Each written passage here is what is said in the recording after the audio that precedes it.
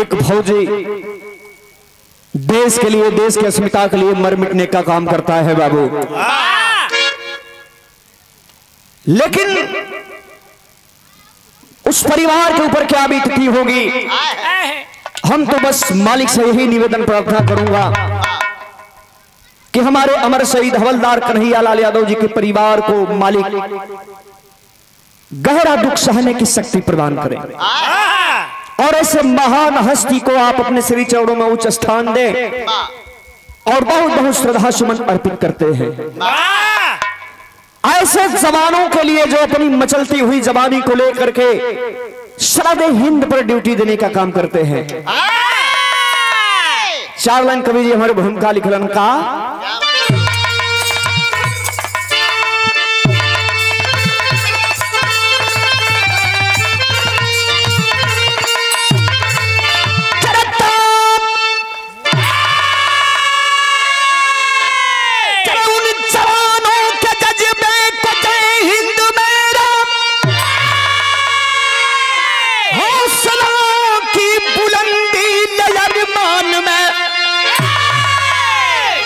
चुनौती कदत कर करे सामना, पीछे हटता नया ढीला तूफान में, जिसके हिम्मत हिमालय शिखर चूमती, असर रहता है उनके तब बलिदान में। का मंजर कैसे कब हम भूल पाऊं, कभी प्याऊ राम श्याम लाल गुरगान में।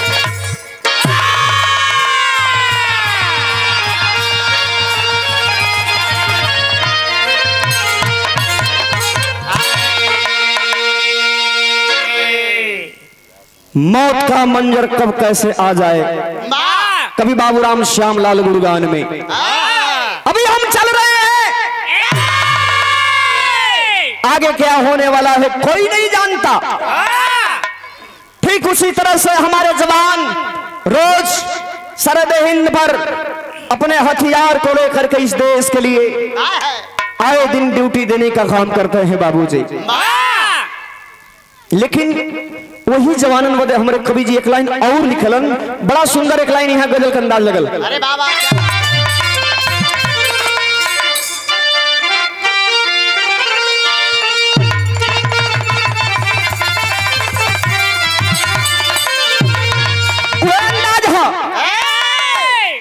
कि मैं नाज हुस्न हूं, कि मैं नाज हुस्न हूं, अरे तू मेरा एहतराम करो, अरे जवानी नाम है मेरा मुझे सलाम करो।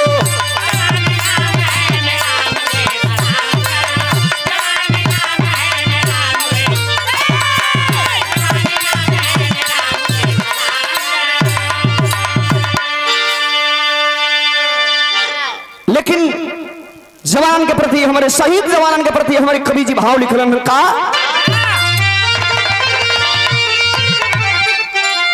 कि फौजी जवानों का, कि फौजी जवानों का अमर रहेगा नाम सदा, अरे जमाना चरणों में करता रहे सलाम सदा।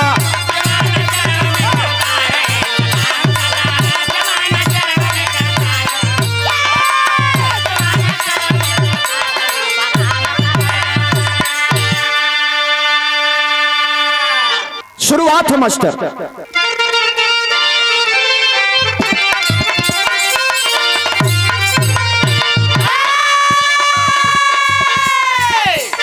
बिरौ की धरती गाजीपुर का है इतिहास बड़ा, वतन पे मरने मिटने वालों का उल्लास बड़ा।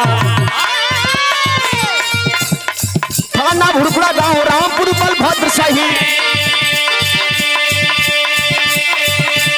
नंदलाल यादव जी का रहता है परिवार वही। संग खेती का कारोबार रहा। दो बेटा एक बेटी पाकर घर गुलजार रहा। बनूंगा फौजी एक कन्हैया का इरादा था, बनूंगा फौजी एक कन्हैया का इरादा था, नौकरी दूसरे नहीं पक्का दिल में वादा था।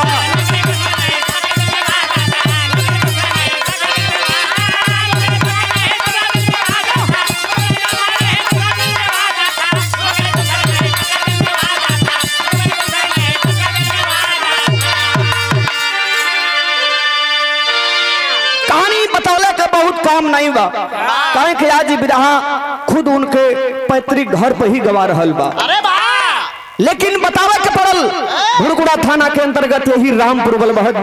पिताजी का नाम नंदलाल यादव जी, माताजी का नाम दुर्गावती देवी। दो बेटवा नंदलाल यादव जी के, बड़े बेटे का नाम कन्हैया लाल यादव, छोटे बेटे का नाम बिपिन बिहारी यादव, एक ही बिटिया जिसका नाम मीरा बताई गई। अरे बाबू किसानी करके परिवार का जीविका चला रहल बालन। लेकिन देखा कहल जाला बचपन से ही जेके जवन बने के है, बचपन से ही वो जुनून वो जज्बा लोगन के बीच में आ जाला कि आगे चल के हमके का करे के। धन्य है कन्हैया लाल यादव जी, दिल में एक ही जुनून एक ही जज्बा था कि जब भी बना देश के सिपाही वर्दी पहन करके भारत माता की रक्षा करने का काम करूंगा। अरे यह दिल में सपना सजा के कन्हैया यादव साथियन के साथ में रियाज लगावत हूँ। एक दिन रियाज लगा के घरे माई बाबू पूछ बोलन की बेटा रोज देखिला बड़ा रियाज मारेला, का कहे चाहत हो, तुम्हारी इरादा का है? अरे नंदलाल यादव अपने माई बाबू से बता रहा बड़ने को गीत लागल कन्हैया यादव जी।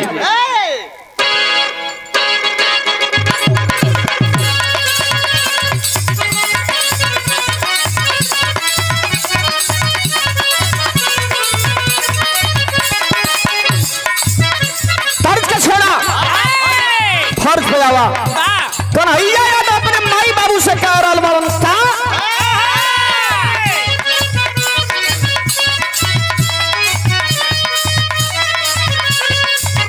फौजी बनब दिल में सपना सजावे न हो,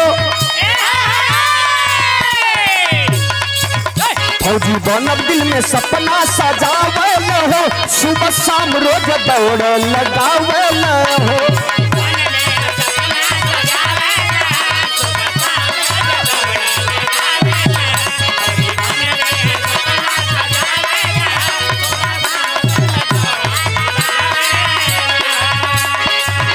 फौजी बनब दिल में सपना सजावे न हो, सुबह शाम रोज दौड़ लगावे न हो। 2001 वाली समैया हो, समैया हो, खुशी माई बाबू बाटे छोटका भैया हो, खुशी माई बाबू बाटे छोटका भैया हो, भर्ती हो गईल हमरो कन्हैया हो।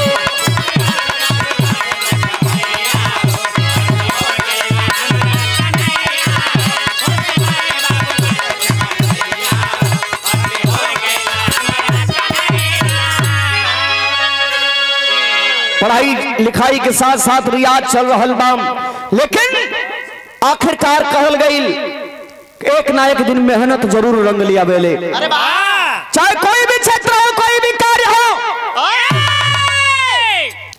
ए बाबू कहल गई लक्ष्य कोई भी हो उस हिसाब से आपकी लगन होगी, आपकी मेहनत होगी, तुम मालिक की नजर में देर होला अंधेर नहीं हो। एक ना एक दिन मेहनत जरूर रंग लिया बेले। ठीक उसी तरह से कन्हैया यादव जी तो मेहनत परिश्रम एक दिन रंग लिया दहलस। वही सन 2001 में और आर्मी की नौकरी मिलती है बाबूजी। ट्रेनिंग करने के लिए गए, ट्रेनिंग पूरा करने के बाद घर पर आइलन। इसके बाद ड्यूटी लगल बा, जाकर के बॉर्डर पर ड्यूटी दे रहल बाड़न। बीच में छुट्टी मिलल, घरे अइलन, इधर तिलकहरू लोग भी दुआरे आवे लगलन। सब लोग नंदलाल यादव जी से कहे लागल कि तोहार बड़ा बेटा कन्हैया लाल यादव अब तो नौकरी पाइए गइलन। परिवार में बड़ा दिक्कत भी हो रहल बा, शादी ब्याह समय से हो जाई तो परिवार में बढ़ोतरी हो जात। ए बाबू, वही रिंकू यादव से रिश्ता तय होता है, शादी हो गई। इसके बाद मालिक निगाह घूमल। ए बाबू देखें, वही कन्हैया लाल यादव के एक बेटवा एक बिटिया की पैदाइश होती है। बाबू बेटे का नाम बड़े प्यार दुलार के साथ विश्वजीत और बेटिया का नाम रोशनी रख देहलन। इसके बाद वह ड्यूटी बॉम्बे नासिक में लगल है, वही जाकर के सरहद हिंद पर अपना ड्यूटी दे रहल बड़न। लेकिन कहल जाला कि मालिक फूल है, कब तो बाग में फूल खिल जाई, कब मुरझाई केहू नहीं जानल। धीरे धीरे समय आ गई सन 2022 वाली, यह मई का महीना बा। अपने ड्यूटी पर तैनात हुआ तो कवि जी भाव लिखने को गीत लगल मास्टर।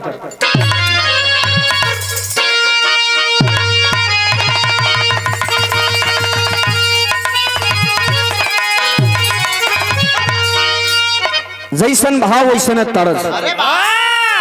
राम दो गुरु जी अपने जवानी के आलम में मचल के गावत रहना। कैसे?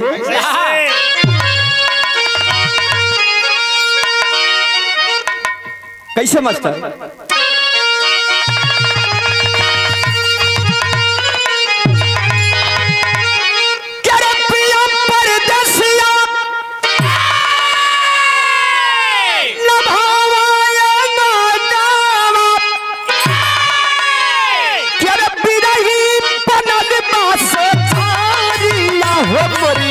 उड़ी उड़ी चाँद अचरिया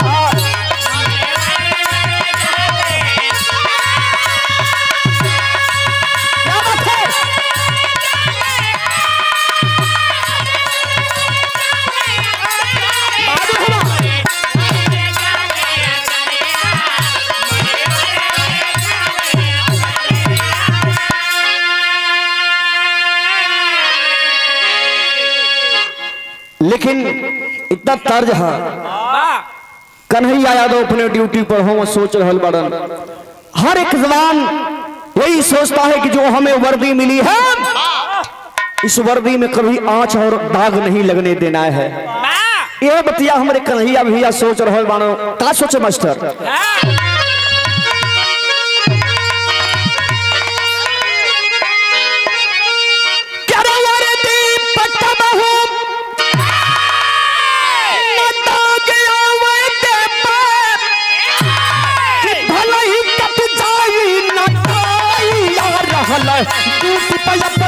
कन्हैया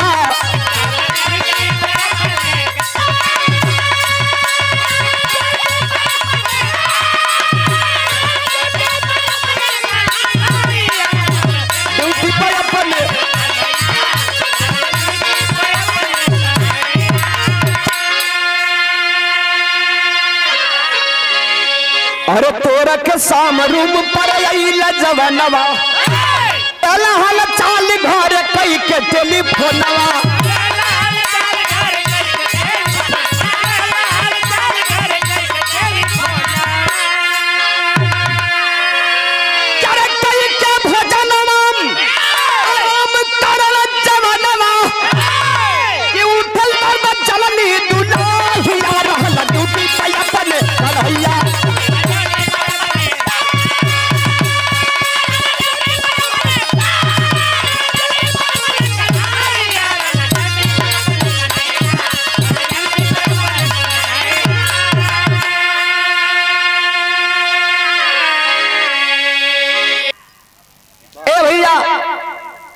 समय 13 मई सन 2022 रहल।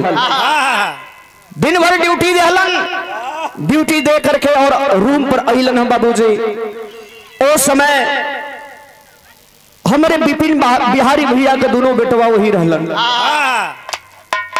दोनों के शाम के टाइम टहला करके रूम पर आए, खाना खा करके आराम करत हो, लेकिन अचानक सीना में दर्द होने लागल।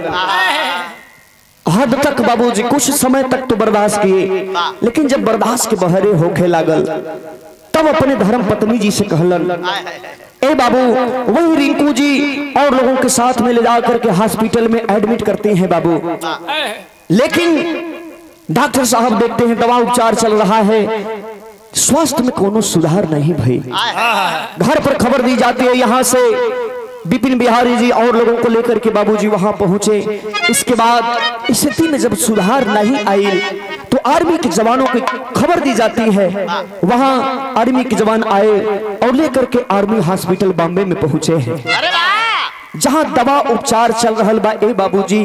लेकिन धीरे धीरे वही आर्मी के हॉस्पिटल में ले जाया गया जहां दवा उपचार चल लागल ए भैया। लेकिन धीरे धीरे 1 2 3 दिन जब बीतल ए बाबू, स्थिति में सुधार नहीं आयल। लोगों के चेहरे पर मायूसी है, उदासी है। घर से माई बाबू भी भगवान से प्रार्थना कर रहा बड़न कि भगवान हमारे बेटवा के सुरक्षित रखा, हमार बेटवा देश के सिपाही है। ए भैया, कहल जाला कि माता पिता के सेवा के बाद अगर दूसरा कोई सेवा है तो वो देश सेवा है। देश सेवा से बढ़ के कोनो सेवा नहीं हो। आखिरकार वही टाइम आ गई ए बाबू, 19 मई सन 2022 को ए भैया डॉक्टर साहब गए और तुरंत बाहर चले आए। बाहर लोग खड़े हैं, पूछ रहे हैं डॉक्टर साहब क्या हुआ, स्थिति में सुधार है कि नहीं। नम आंखों से डॉक्टर साहब ने कहा, आपका वह कन्हैया इस दुनिया में नहीं रहे। परिवार के ऊपर गम का पहाड़ टूटा। वही बगल में रिंकू यादव है, भाई विपिन बिहारी हैं। ए बाबू, आंखों से आंसू चल रहा है। लोग समझाने की कोशिश कर रहे हैं कि भाई मत रो भाई, आखिर आपका भाई देश के काम आया है। ए बाबू, एक तरफ दुख तकलीफ तो है ये बा, एक तरफ गर्व भी बा कि हमारा भाई देश के काम आ गया, लेकिन बगल में ही रिंकू दुल्हन जवन की लोग जिए मरे के साथ वादा करेला, रो रो करके बाबूजी शहीद लाश से शहीद कन्हैया यादव जी से एक ही बात कह रहे बड़े, का कहे मास्टर।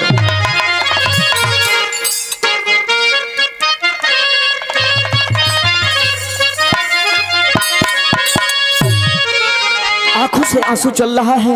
एक तरफ अपने पति का चेहरा देख रहा बड़ी, दूसरे मालिक की कोस रहा कि मालिक आखिर हमने आपका क्या बिगाड़ा था जो हमारे पति को आपने छीन लिया। यही कहा तनिका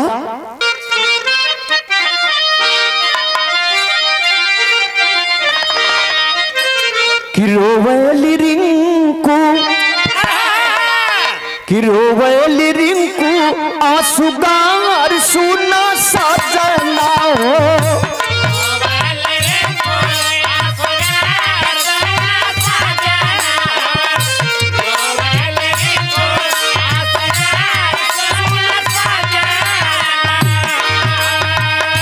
हमके लगवला कौनी डर सुना सजना हो, हमके लगवला कौनी डर सुना सजना हो। रोवली रिंकू आंसुगार सुना सजना हो।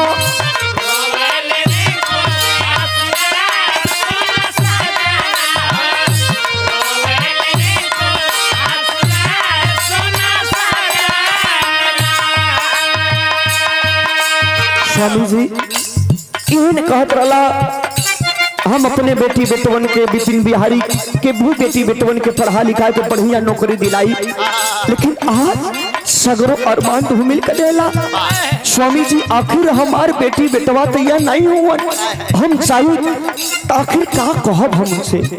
कहे बाबूजी जितने लोग हैं वहाँ लोगों का कलेजा फट रहा है, आंखों से आंसू रुक नहीं रहा है। इन्हें कहे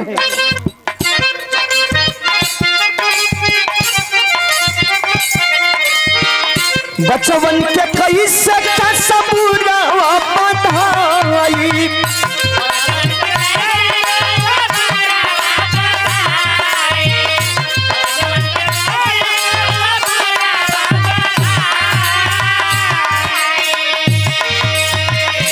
करे सगार पढ़ाई बयाली खाई।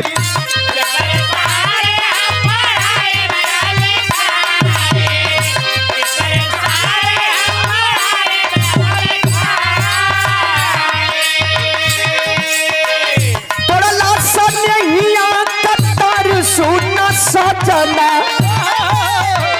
पढ़ला सनहिया कतर सुना सजना। रोवल रिंकू असुदार सुना सजना।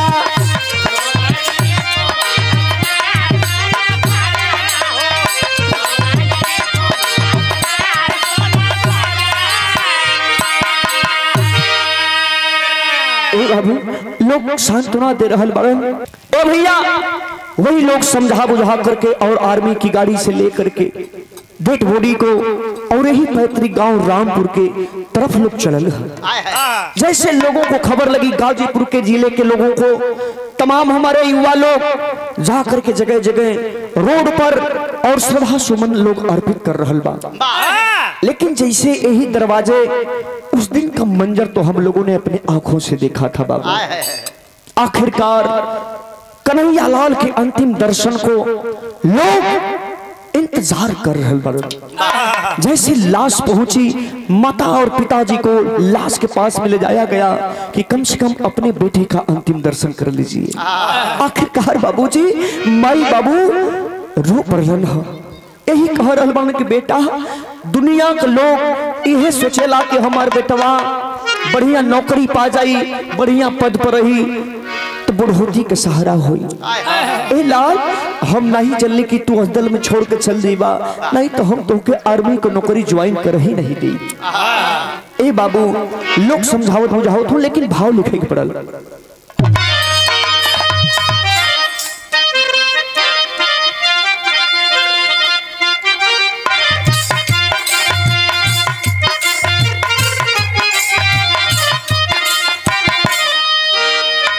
रोवले बाबू माई बरसनाया नावा हो, बरसनाया नावा हो, काहे दिया मन के बिसार।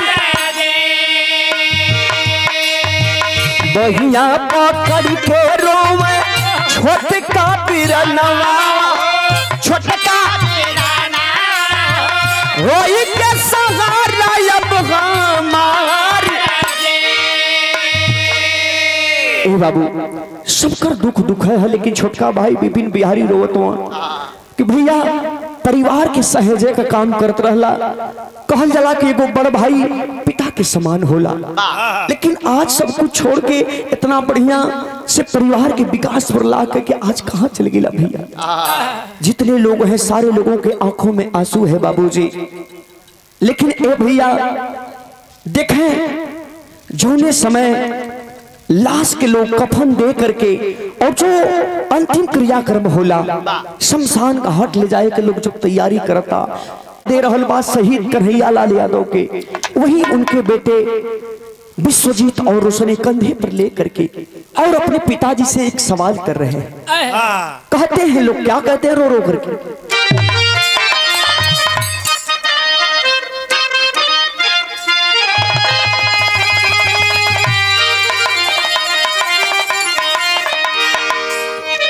सबसे बड़ा बोझ यह होला,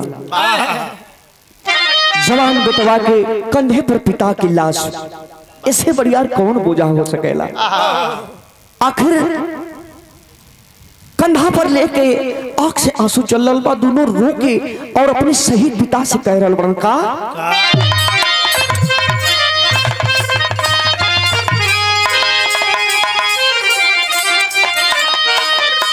कि कहवा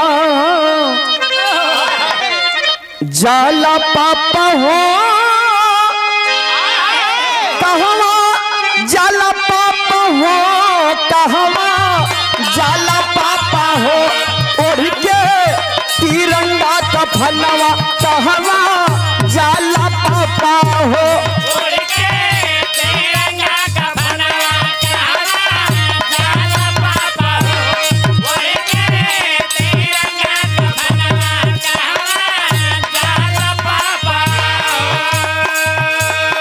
विश्वजीत है कहता रहे कि पिताजी कहत रहा कि हम बहुत जल्दी छुट्टी लेके आई, लेकिन पिताजी घरे अइला जरूर, लेकिन जौना रूप में आवे ना वो रूप में नहीं अइला।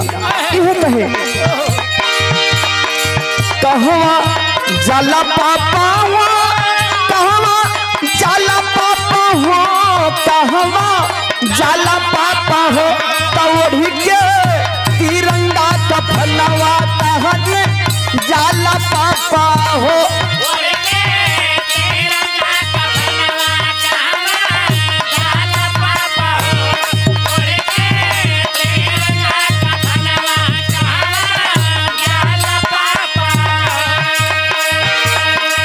विश्वजीत रोशनी के देत रहला दुलारावा,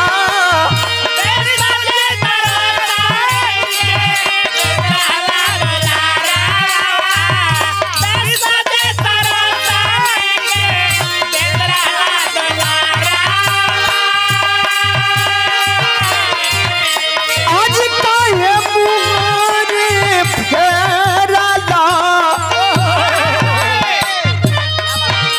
आज काहे मुँह फेरला, कवन बा कसूरवा।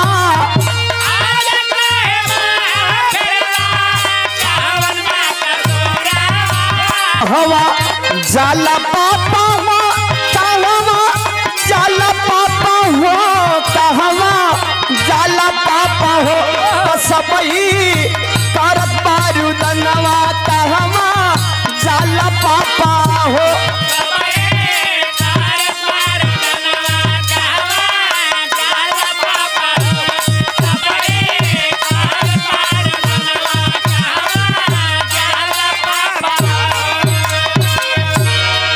और ए बाबू लाश को लेकर के लोग और गाजीपुर घाट की तरफ चलन है। एक ही नारा का उद्घोष हो रहा है कि जब तक सूरज चांद रहेगा कन्हैया अमर आपका नाम रहेगा। लेकिन कवि जी तेरी में बड़ी सुंदर लाइन लिखलन है मास्टर,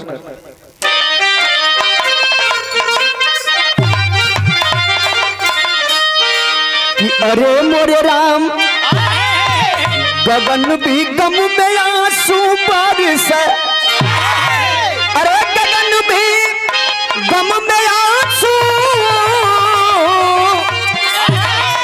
हो, गगन भी गम में आंसू बरसे, चौमुख छाया मातम चली लाश जब घर से, अरे हो घर से, अरे हो घर से।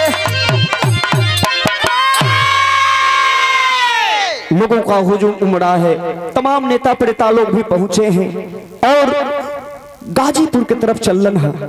कवि जी पहपट से भाव लिखल,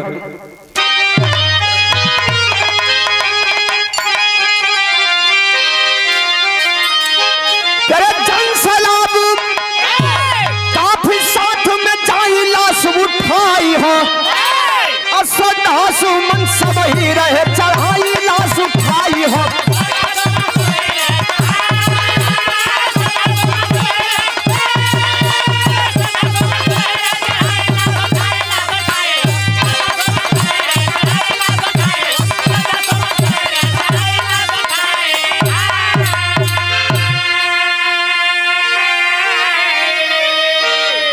शमशान घाट पर लोग लेके पहुंचल हो बाबू, लेकिन कवि जी बड़ी सुंदर लाइन आल्हा में लिखलन काली,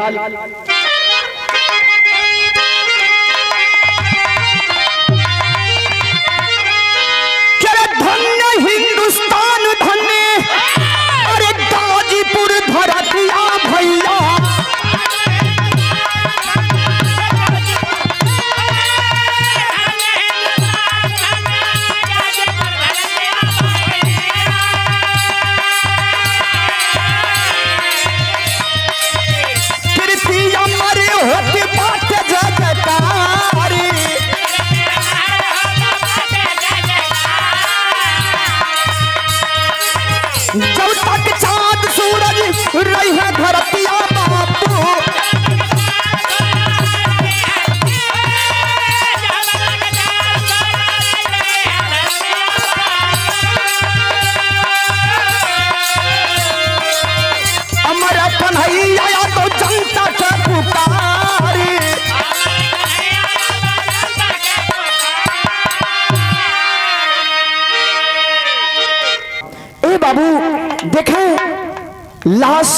गाजीपुर शमशान घाट पर पहुंच गई। गंगा मां के तट पर चिता सजा करके और शहीद कन्हैया यादव जी की लाश को रख दी गई बाबूजी। लेकिन एक रिवाज जो होला, वो रिवाज के अनुसार पिताजी नंदलाल यादव जी फेरा लगा के जौने समय मुखाग्नि देवे बदे चलन हो बाबू। आखिरकार आंखों से आंसू चलने लगा और वही सहम गए, सोचने लगे और रोके एक बात कहे बाबू का,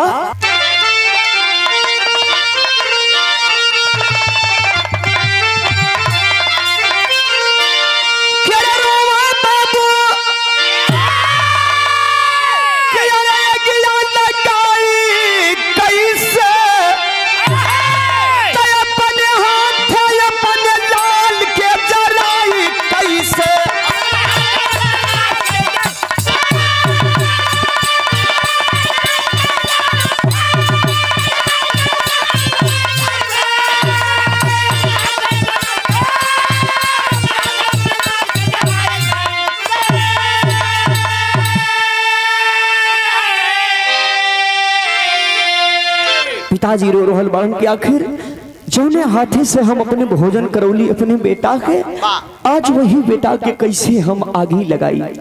लेकिन जो रिवाज है वो तो करना ही पड़ेगा। लोग समझौलन, वही कन्हैया यादव जी के पिताजी मुखाग्नि देलन है। तब रोई रोई मुहवा में अकेला लगावला, संस्कार करके दुखवा जतवला।